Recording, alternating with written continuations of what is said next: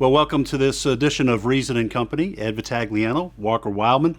Walker, for some reason, Loudoun County, Virginia, has become ground zero in the battle between a statist approach to education and parents who want to get control back of their education. The gubernatorial race in Virginia between Terry McAuliffe, who's been governor before, and businessman Glenn Youngkin, actually had a kind of a verbal sparring take place, a month ago or so, where Terry McAuliffe said basically that education should be in the hands of professional educators and parents should basically butt out.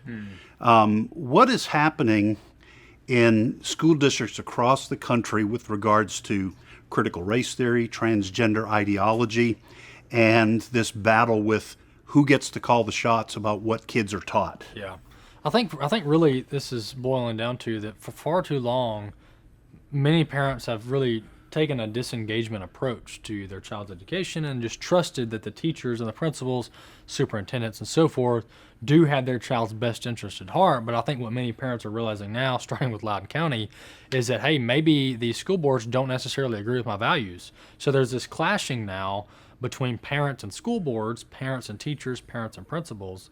But it's actually probably a good thing because parents need to know and they need to be consenting with what their children are being taught. Well, and you make a good point about the values, because I think a lot of parents have become frustrated because our nation and our kids are falling further and further behind the rest of the developed world.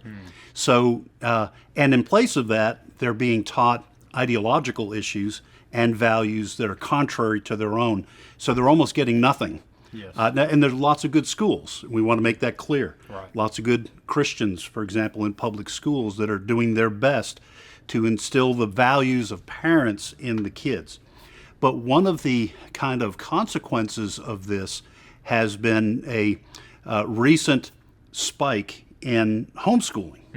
And that seems to be one of the ways parents are trying to grab back control of the education of their kids. Yeah, over the past 12 months, to your point, we've seen about an 11% increase in homeschooling. So that's about every 1 in 10 kids and families that were doing public education, they're bringing them home to homeschool them. So that's an increase just in 1 year, 11% increase. So we're seeing more families homeschool because they're frustrated about what their kids are being taught or maybe what their kids aren't being taught.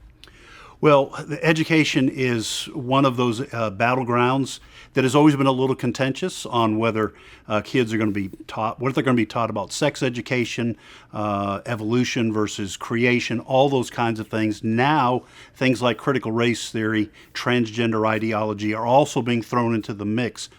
At a time when parents are unhappy with mask mandates and they want kids back in school and back to normal. So we'll continue to follow this, and we'll probably be talking about it again in the near term because this is a red hot topic. Thank you for joining us on Reason and Company.